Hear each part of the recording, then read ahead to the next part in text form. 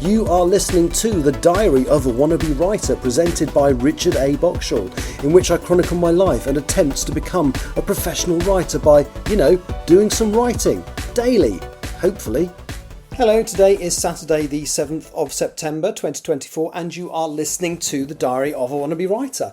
And I've had a successful, enjoyable day today actually, so I've managed to get things I needed to do done and have had a nice day catching up with friends of my godson. So yeah, it's just been a nice day and I've actually played with a rather impressive looking lightsaber. Well, pair of lightsabers actually, so yeah, good day. So I got up this morning, had some breakfast. I'm actually on a weight.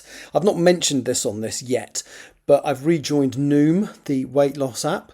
I paid a lot of money for it last time and used it for a few weeks and then didn't. So I'm determined to actually use it properly this time. So I've already shed a couple of pounds in the last week or so, which is nice. But obviously I need to do it long term to actually find any effects from it. So I got up this morning. I had some egg on toast because I'd run out of yoghurt. And then I actually got round to updating my blog because I haven't updated the blog since podcast 100. So I thought I'd better do that. I did a bit more reading, so I finished reading the Two Towers, and then I went and visited my godson and family. We had lunch, which was really nice. Went back and played a load of games. I haven't played Uno for years. I'd actually forgotten the rules, but I really enjoyed it. Not linked at all to the fact that usually when we play games there, it's a game that's relatively new to me, and I don't tend to do that well because I'm still kind of finding my feet and learning the rules. But I hadn't played Uno for ages, but it did come back to me quite quickly, and I did better than I normally do when I play games with those guys. But that was good fun. And then I left at, I think it was about 4:30, maybe 5 o'clock. And I'm now at home, and this podcast is actually being recorded as part of today's live stream. And I've written just under 2,000 words of chapter 36, taking me to, let me see, about 4,100 words, I think. And it was, again, a scene that I really needed to write.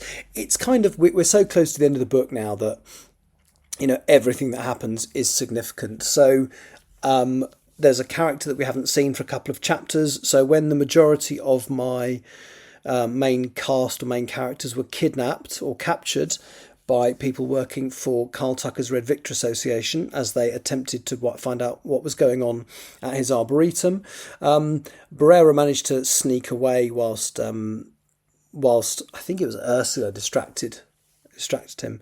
So now he's back. But unfortunately, Carl Tucker has got to him in the meantime. So if you haven't been following the story, well, you won't have been following the story because I've been doing it piecemeal over this and over the live streams and not even the whole story. But basically, Barrera, Lance Corporal Barrera, is part of my main character, who is an ambassador for the trees, effectively.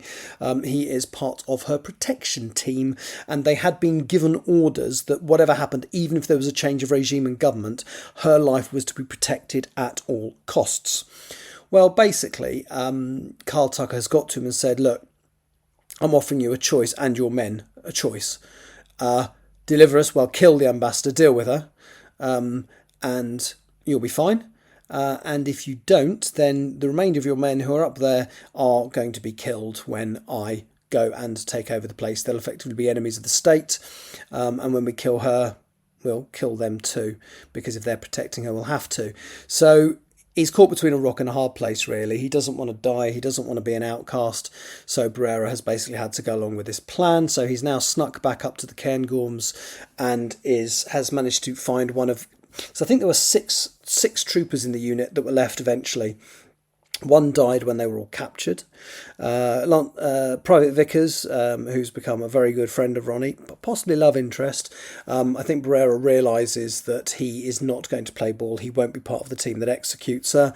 So that's a problem. And they've kind of realised that Dr. Matthews probably will struggle to do that as well, because he's a field medic. He's not really... He is a soldier, but I don't think he's going to want to execute her either. So that leaves Barrera, Baines and O'Neill have got to carry out this dastardly scheme. So So Barrera has just managed to make contact with O'Neill and tell him what he wants, which is basically they need to get Ronnie away from the complex, because if they kill her in the complex, it'll be heard and they probably won't make it out alive. So the plan is to walk her into the forest and shoot her in the back of the head. They're not going to tell her they're going to do it. He doesn't want to scare her.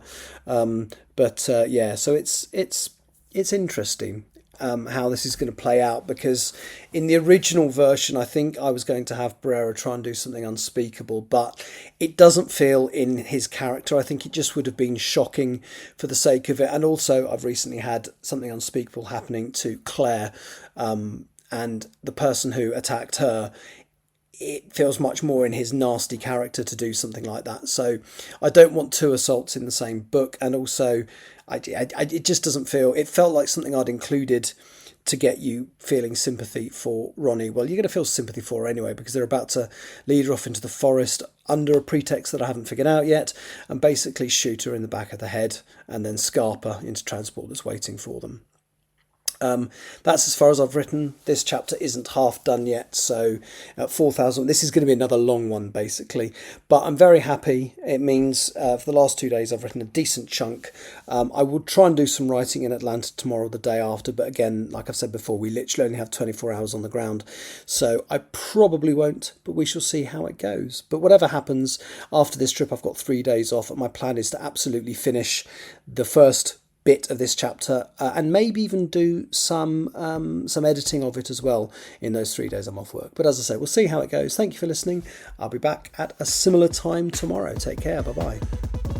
You have been listening to The Diary of a Wannabe Writer, presented by Richard A. Boxall. Thank you for tuning in to my random ramblings, and if you'd like to know more about me or my projects, visit my link tree at linktr.ee/Richard Wright, capital R, capital W. Thank you for listening.